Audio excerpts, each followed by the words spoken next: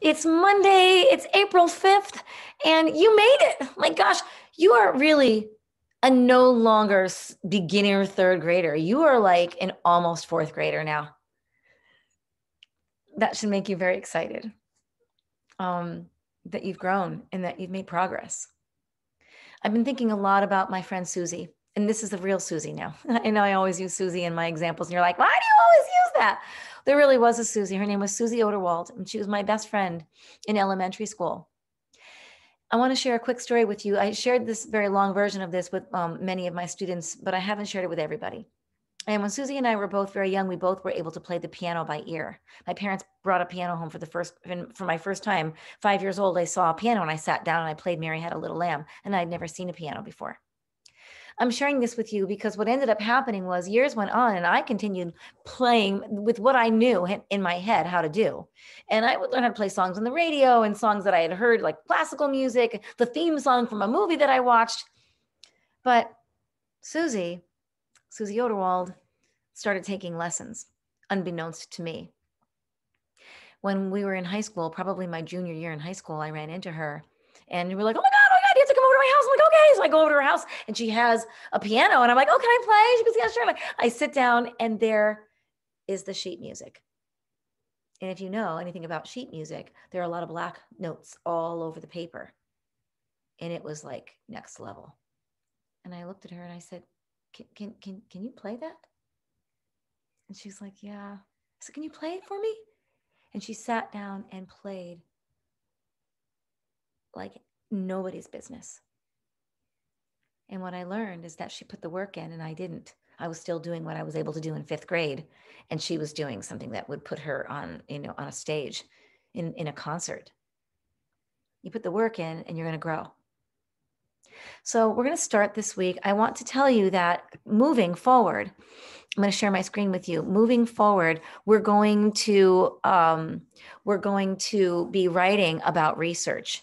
You're going to have the opportunity over the next few weeks to write about an animal that you didn't know really very much about. You'll choose from lots of different animals that we're going to present to you and have you read and take notes. And then you'll do a little bit like dabble in all of them. Then you'll pick one and then you'll do like some really deep research and you'll teach us about a wolf or about a whale or whatever it is that we present to you and you choose from.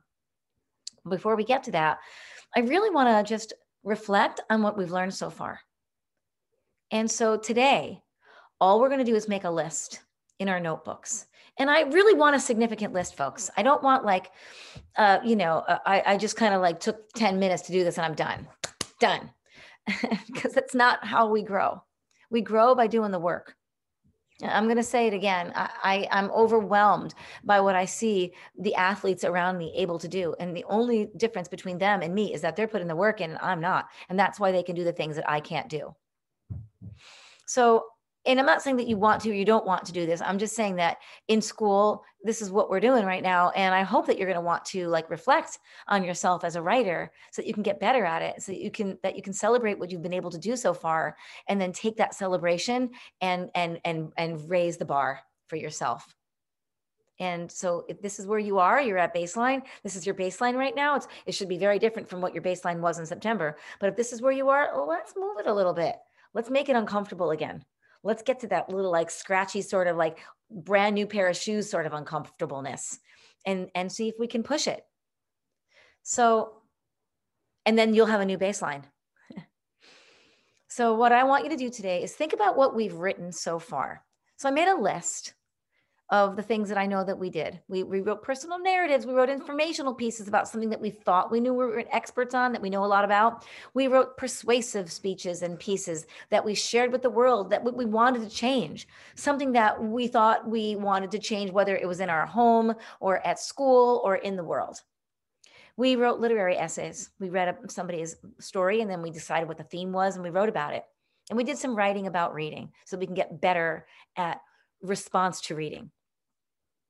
So what I want you to do today is make a list in your notebook. Okay. Your list is going to look something like this, but this is my list. So I'm giving you a demonstration, but I want your list to be different.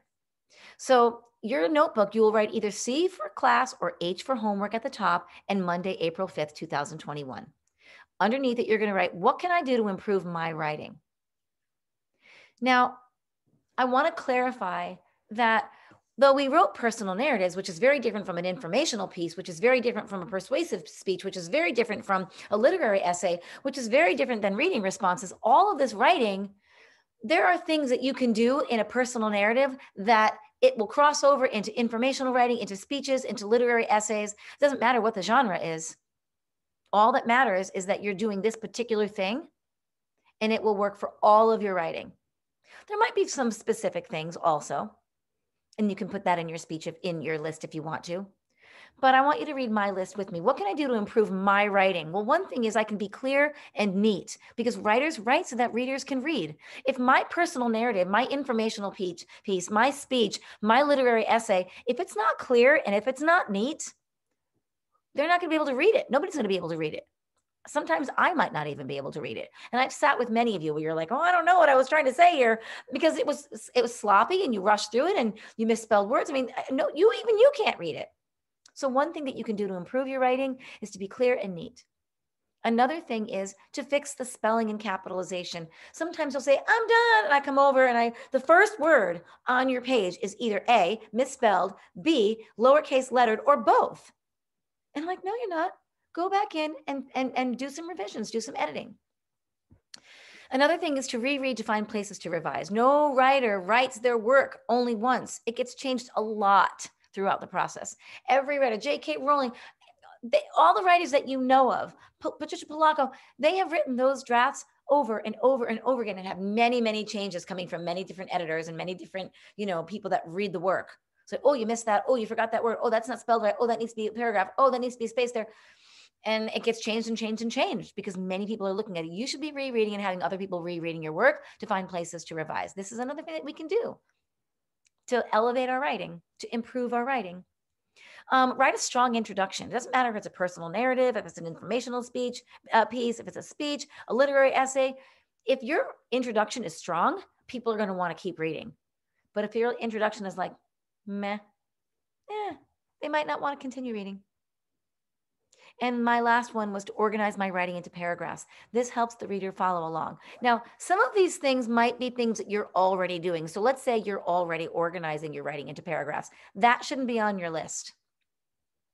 Maybe you're having a hard time just getting the idea out of your head and onto the paper. And so that's what you need to do to improve your writing, is work on getting the ideas out of your head and onto the paper. And right now, we're not worried about paragraphs because I just got to get the idea out. That's where you are. Okay.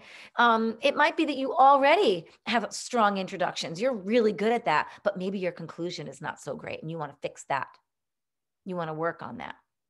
So what I want you to do is I want you to generate your own list. Okay. It's your list. Some of the things on your list might be some of the things on my list. But I want you to go back into your notebook and the things that we've learned this year. Look at a couple of old rubrics if you want to. Look at one or two pieces of writing that you got back if you want to do that. If you don't have it in front of you, that's fine. But you should have your notebook in front of you. And I want you to look at what you have learned so far this year. What can you do to make your writing better so that this is where you are right now? This is where you're trying to grow to. Okay. And I want that list of 5 things. And notice, I'm going to go back to my screen sharing. I didn't just say fix spelling. I wrote, fix spelling, because a lot of words can be fixed just by slowing down and thinking about what I know. So I not only said what to do, but I kind of wrote a little bit more about it. I didn't just write be clear and neat. I wrote be clear and neat because writers write so that readers can read. For you, it might be clear and neat because my handwriting is really sloppy. Write a strong introduction because right now my introductions have not been all that great. Or whatever it is that you want to say, but just say more than just the thing, say more about it. Okay. This is sort of a reflection. Reflection is a huge part of progress in anything that you do. You can go out and you run a race, you come back and you're like, okay, what went well? This went well, this went well, this went well. Good. What do I need to work on? I kind of fell apart at mile 8. Why?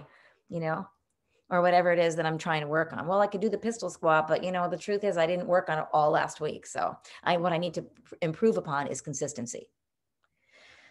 Okay, I'm going to stop. I want you to really, really take some time to do this well. It's April. We're doing whatever it is that we were doing in September a lot better in April. Have a beautiful rest of your day.